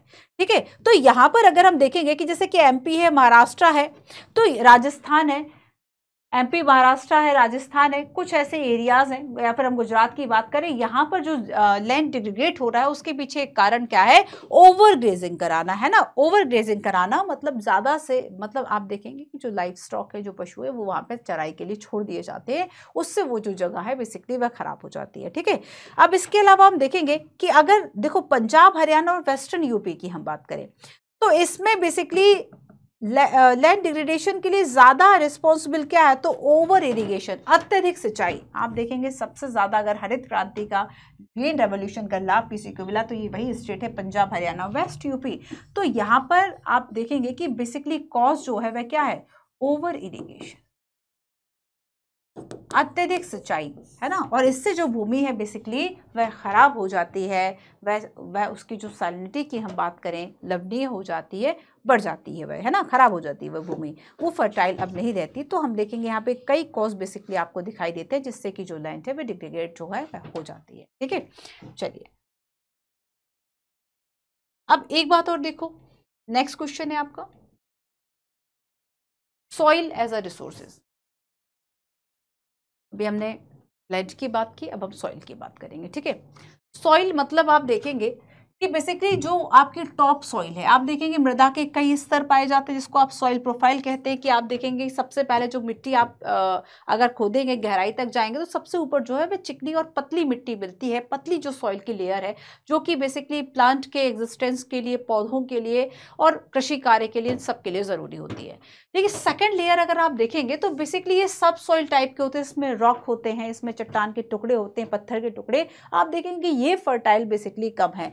और अगर 1 सेंटीमीटर हम टॉप सॉइल की बात करें या फिर सॉइल लेयर की बात करें तो 1 सेंटीमीटर बनने में कई वर्ष जो है वह लग जाते हैं। तो ऐसे में अगर जो सॉइल है वह खराब होगी, तब ऐसे में क्या होगा कि आपके बेसिकली, चाहे हम फॉरेस्ट की बात करें, चाहे हम वाइल्ड लाइफ की बात करें, फ्लोरा फोना की बात करें, ह्यूमन लाइफ की बात करें, सारी चीजें नेगेटिवली प्रभावित होंगी। ठीक है, सो सॉइल क्या है कि एक important and most important basically renewable natural resources है। लेकिन हम देखेंगे कि अच्छा देखो कि बेसिकली प्लांट ग्रोथ है ना, different type of living organism की हम बात करेंगे या अर्थ पर या लिविंग सिस्टम की हम बात करेंगे, तो इस सब के लिए सॉइल बहुत ज़्यादा ज़रूरी है। It take million of year to form soil up to a few centimeter in depth, है ना, कि मिलियन ऑफ ईयर्स जो है बेसिकली वह इसमें लग जाते हैं। Relief pattern, parent rock, bed rock, climate, vegetation and other form of life and time are important factor in formation of soil. देखो टाइम डेफिनेटली एक फैक्टर है, बट टाइम के अलावा वहाँ का क्लाइमेट कैसा है उससे सॉइल फॉर्मेशन होगा।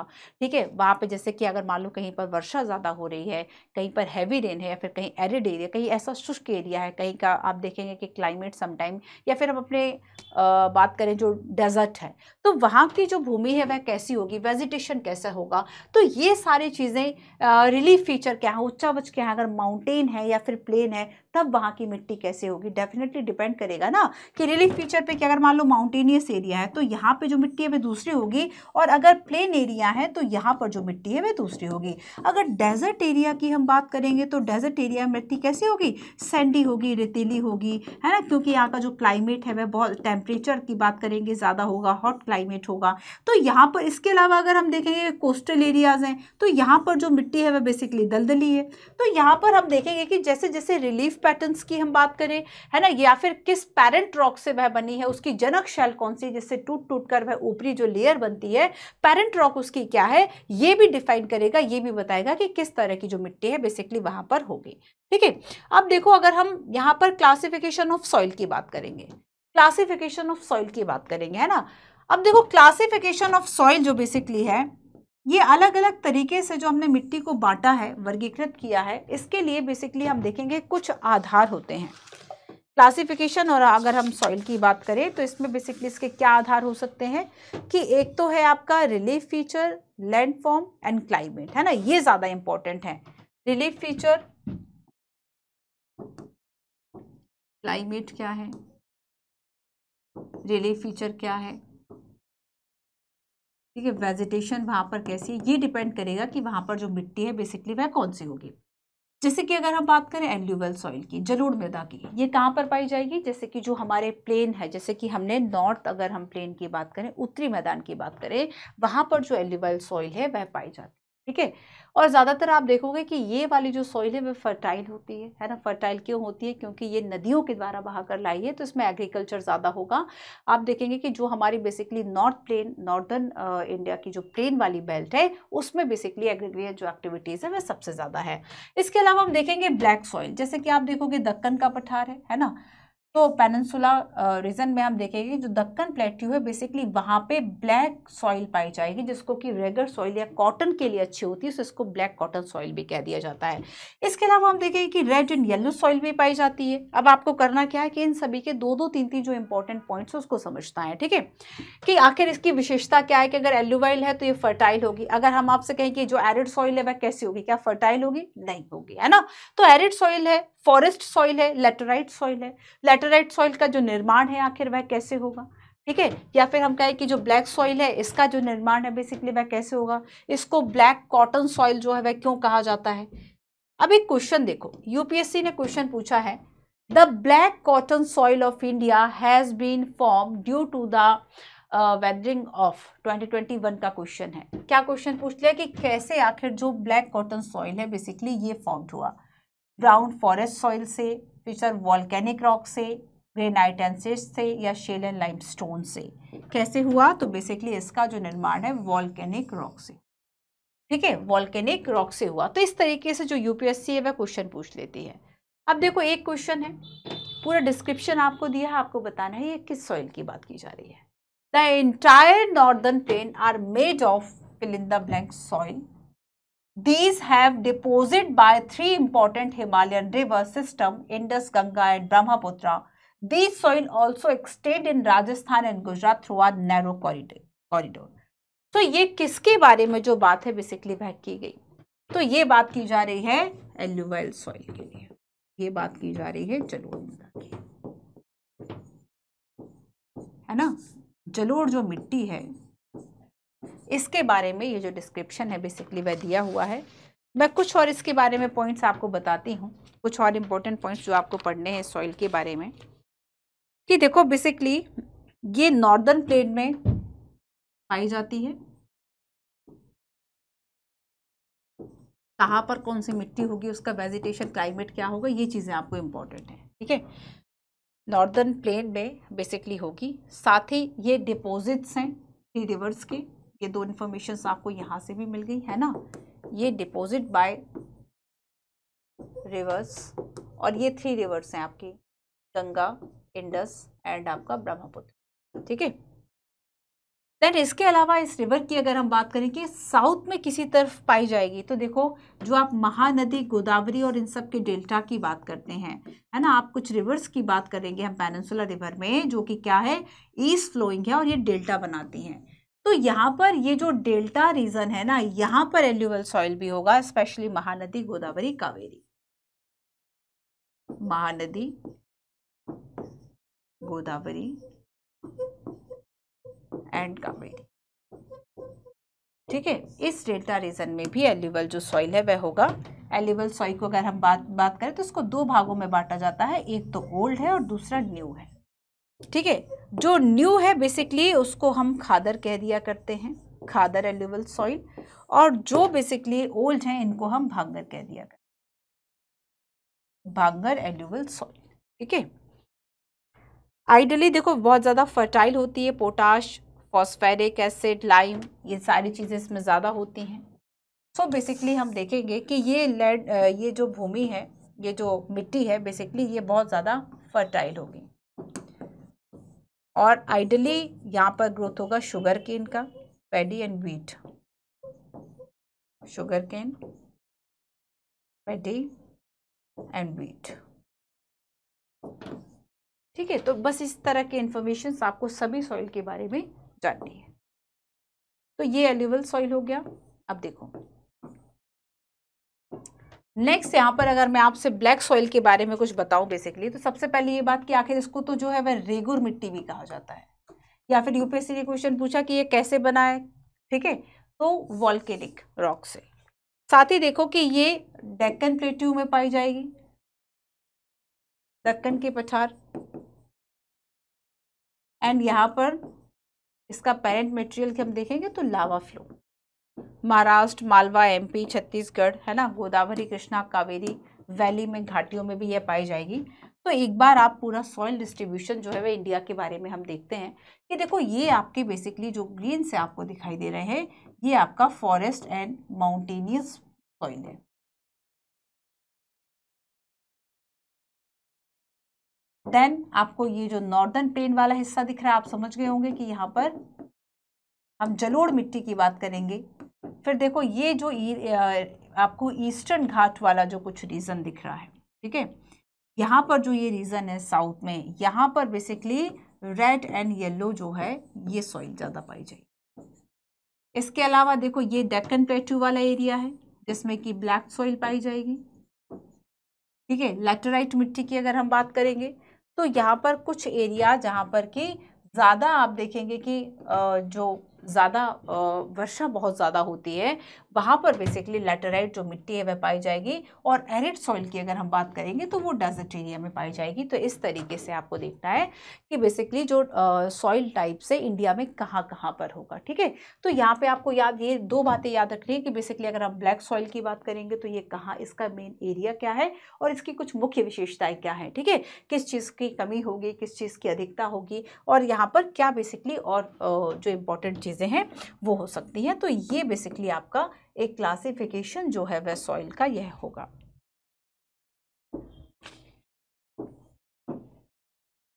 नेक्स्ट देखो, अच्छा अगर हम ब्लैक सॉइल के बारे में देखें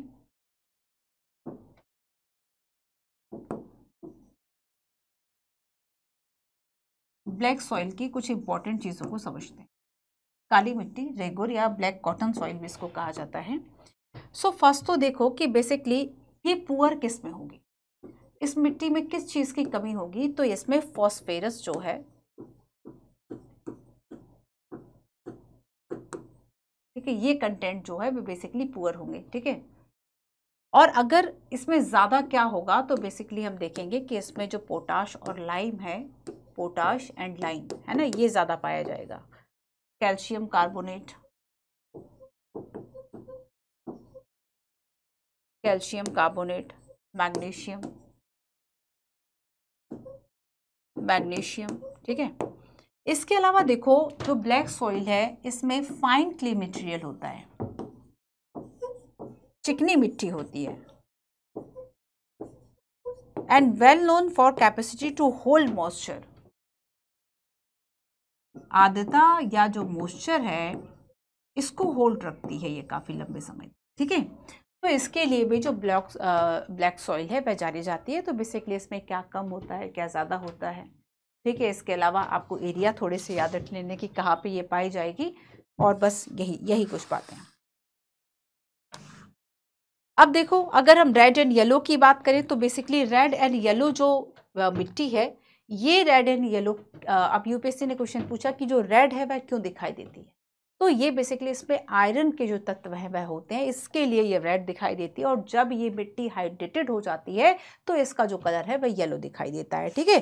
तो रेड इसलिए बिकॉज ऑफ आयरन, और अगर हम येलो की बात करें तो जब इस मिट्टी का हाइड्रेटेड फॉर्म है वो आपको येलो दिखाई देता है।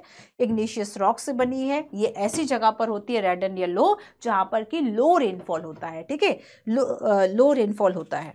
अच्छा, इसके अलावा देखो कि अगर हम लैटेराइट मिट्टी की बात करें तो लैटेराइट मिट्टी उस जगह पर होगी जहां पर बहुत ज्यादा हैवी रेनफॉल होगा, जहां पर बहुत ज्यादा, जैसे कि नॉर्थ ईस्ट के आप कुछ एरियाज की अगर हम बात करें, है ना, तो यहाँ के जो एरियाज है बेसिकली यहाँ पे चूंकि बहुत ज्यादा, या फिर हम वेस्टर्न घाट के जो हम देखेंगे वेस्ट साइड में जो यहाँ पे मिट्टी ये पाई जा रही है बेसिकली ये लैटेराइट मिट्टी होगी, और ये इसलिए बेसिकली यहाँ पे लैटेराइट मिट्टी होगी।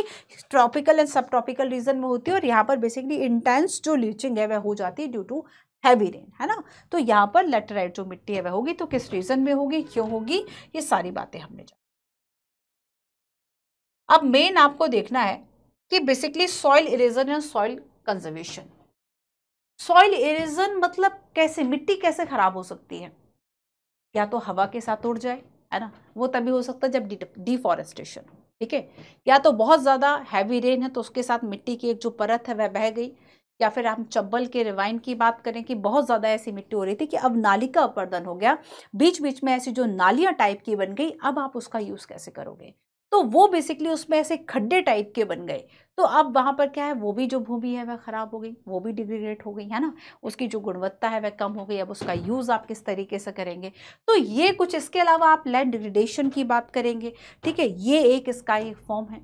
तो कई ऐसे रीज़न होते हैं, लेकिन जो ह्यूमन एक्टिविटीज़ हैं वह बेसिकली नेचुरल एक्टिविटीज़ को ज़्यादा बढ़ा देती हैं। नेचुरल तरीके से भी सॉइल इरेजन हो रहा है, जैसे कि आप देखेंगे कि वाटर है या फिर आइस है, ये सारी चीज़ें भी सॉइल इरेजन के लिए जिम्मेदार होती हैं।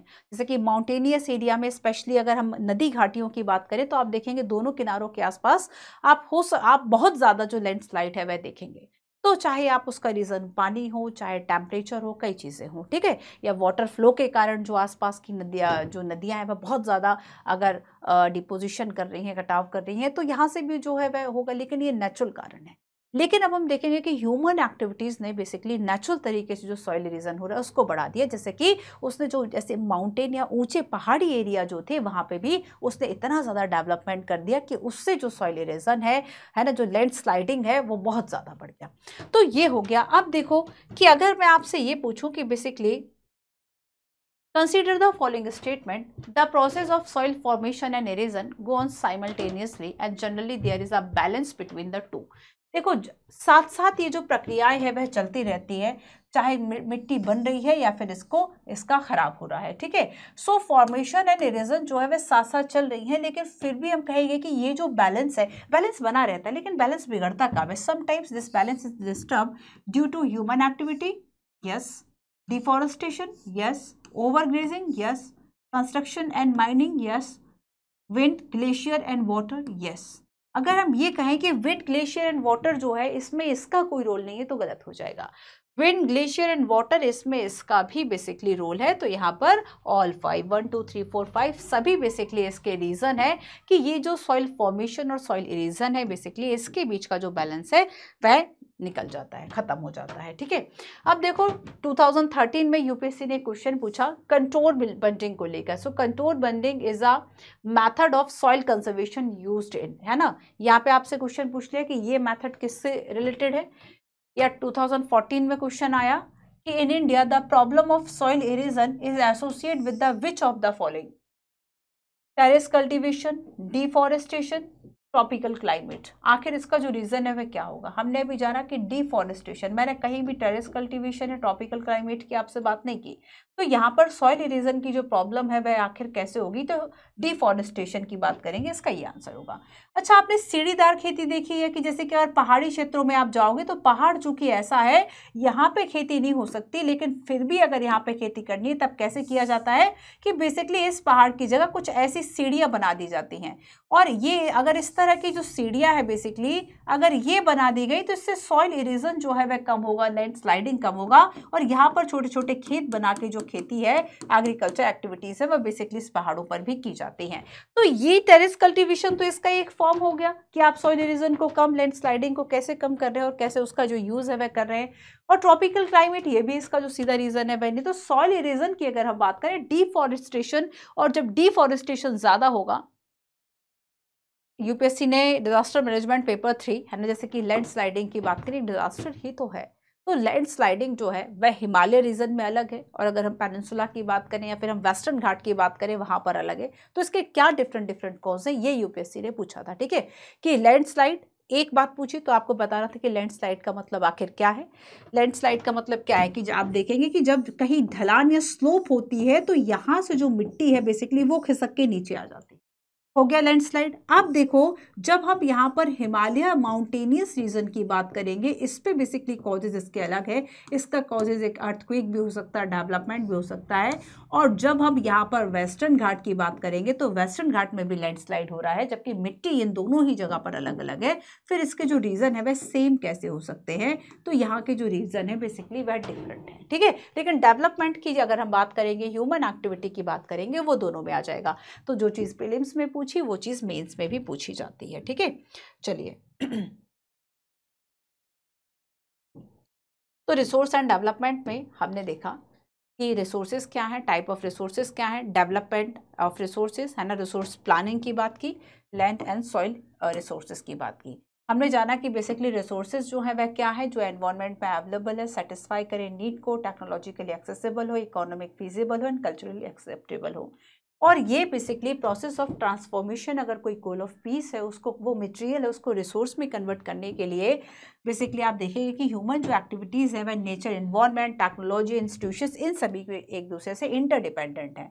टाइप ऑफ रिसोर्सेज में हमने देखा ओरिजिन के बेस पर बायोटेक, अबायोटेक, एक्सॉस्टिबिलिटी के बेस पर रेन्यूएबल, नॉन रेन्यूएबल, ऑनरशिप के बेस पर individual, community, national, international, status of development के बेस पे potential development, developed, stock and reserve. ठीक है, डेवलपमेंट की हमने बात की कि प्रॉब्लम ग्रीड एंड नीड की थी, हैव और हैव नॉट की थी, ग्लोबल इकोलॉजिकल क्राइसिस की। तो हमें इसके लिए क्या जरूरी हो जाता है कि हम रिसोर्सेज को बेसिकली बैलेंस यूज करें, और उसके लिए हमने सस्टेनेबल डेवलपमेंट की बात की।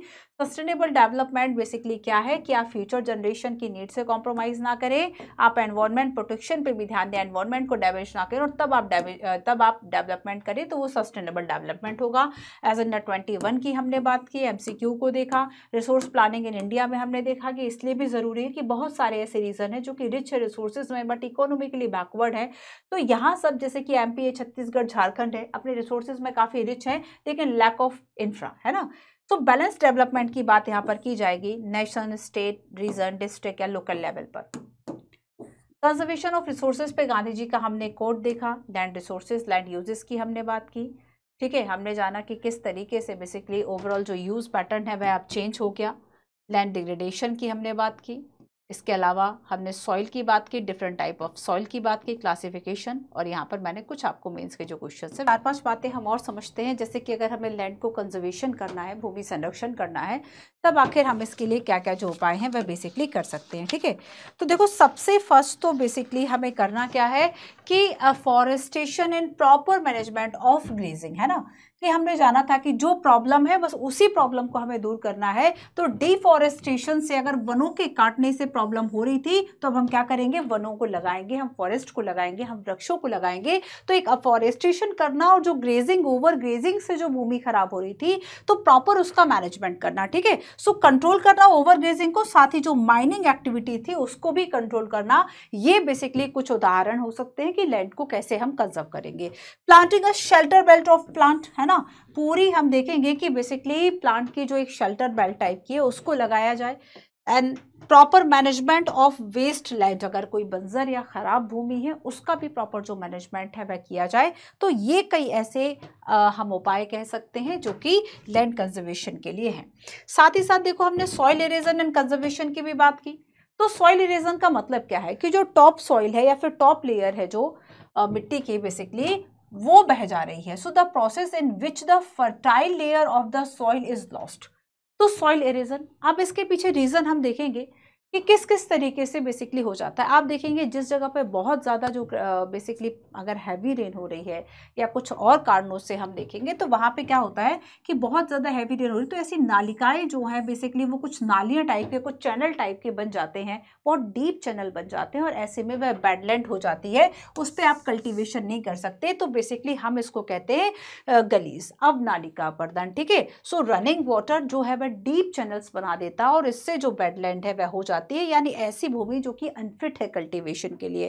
फिर देखो शीट इरोजन होता है कि आप देखेंगे कि जो टॉप सॉइल है वाटर के द्वारा बेसिकली, या फिर विंड इरोजन कैसे होता है कि बेसिकली जो लूज सॉइल है या फिर जो टॉप सॉइल है वो हवा से उड़ जा रही है। तो यहाँ पर sheet erosion and wind erosion, ये तो हमने नेचुरल देख लिए। वैसे तो ज्यादातर हमने ये सारी चीजों की नेचुरल बात की, बट अगर ह्यूमन एक्टिविटीज की बात करें तो ह्यूमन एक्टिविटी में बहुत सारी ऐसी एक्टिविटी आएगी जो कि सॉइल इरोजन के लिए है। अब देखो कंजर्वेशन कैसे होगा, तो जैसे कि हमने देखा कंट्रोल लाइन करना है ना, समुच्च खेती करना, स्लोप बनाना टेरेस पे, जैसे कि हमने अभी सीढ़ीदार अगर पहाड़ है तो फिर आपने उस पर क्या किया कि बेसिकली इस तरीके से टेरेस फॉर्मिंग जो आपने की, सीढ़ीदार खेती जो है आपने ऐसे कर ली। तो इस तरीके से भी सॉइल इरोजन जो है वह कम होता है। स्ट्रिप क्रॉपिंग करना, ठीक है, and planting line of tree to create shelter. आप क्या करेंगे कि बेसिकली जो पेड़ है उसकी आपने एक श्रृंखला जो है वह बेसिकली पूरी इस तरीके से बना ली, तो उससे भी क्या होगा, आपने एक पूरा जो बेल्ट है वह बना ली, एक रक्षक मेखला बना ली, तो इससे जो विंड एंड वाटर है बेसिकली वो कम प्रभावित करेगा। तो ये सॉइल कंजर्वेशन के बेसिकली कुछ उपाय हो गए। ठीक है, तो भूमि संरक्षण भी हो गया और हमारा मृदा संरक्षण भी हो गया। तो आज की क्लास में इतना ही। कुछ इस ये वाले जो आपके टॉपिक हैं कंजर्वेशन वाले, रिसोर्सेज वाले, आगे भी आपको 11th में पढ़ने हैं, तब आप थोड़ा सा डिटेल से आपको कुछ चीज़ें और वहाँ पर मिल जाती हैं। मिलते हैं हम अपनी नेक्स्ट क्लास में। Thank you so much.